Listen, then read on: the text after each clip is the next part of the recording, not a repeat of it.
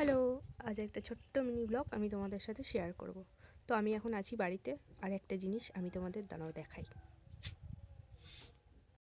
এটা হলো আমাদের ঘরের জানলার বাইরেটা, মানে জানলার বাইরেটা এমন দেখতে। এখানে একটা জামরুল গাছ আছে, পাশে একটা আম গাছ আছে, ওপাশে সবেদা গাছ, অনেক গাছ আছে, কিন্তু এইখানটা জানলাটা খুলে রেখে যদি বসে থাকো, এত সুন্দর ঠান্ডা হাওয়া আসে। যতই তোমার গরম হোক, রোদ হোক, যাই হোক না কেন, একদম প্রাণ জুড়ানো একটা ঠান্ডা হাওয়া আসে। খুব ভালো লাগে আমার এখানটায় বসে থাকতে। আমি বেশিরভাগ সময় এখানটাতে বসে থাকি। তো চলো বেশি বকবক না করে আগে ব্রাশটা করে নিই।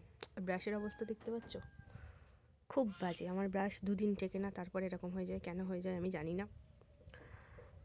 তো চলো, যেমনই হোক না কেন ব্রাশটা তো করতে হবে। তো ব্রাশ করে খাওয়া দাওয়া আমার হয়ে গেছে। আর সকালবেলা মা আমাকে একটা কাজ দিয়েছে, যেটা আমি এখন করব। সেটা হচ্ছে এই যে আমাদের বই রাখার, এটা ছোটোবেলায় আমি বই রাখতাম আগে, এখন বাবার পুজোর বই রাখি। আর তো দেখতেই পাচ্ছ কী সব টুকিটাকি জিনিসপত্র রাখা, যেটা মা আমাকে বলেছে পরিষ্কার করতে। না হলে আমার মা এত চিৎকার করবে যে বাড়িতে আর কাকচিল কিচ্ছু বসবে না। তো যাই হোক, পরিষ্কার করা আমি শুরু করে দিয়েছি। আর দেখো, পরিষ্কার করতে করতে ছোটোবেলার অনেক জিনিস আমি খুঁজে পেয়েছি। তার মধ্যে এটা একটা।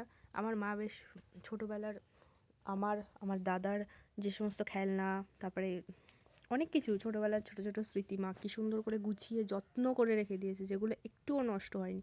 এটা দেখো, এটা কিন্তু যেমন ছিল আগে তেমনই আছে। আর একটা জিনিস দেখাই, এই দেখো, এটা বললাম না, খুব সুন্দর করে মা গুছিয়ে রেখে দিয়েছে। আমার জিনিস কেন, আমার দাদার জিনিসও ছিল, সেগুলো আর দেখানো হয়নি, কারণ অনেকটাই টাইম লেগে গেছিলো ওটা গোছাতে।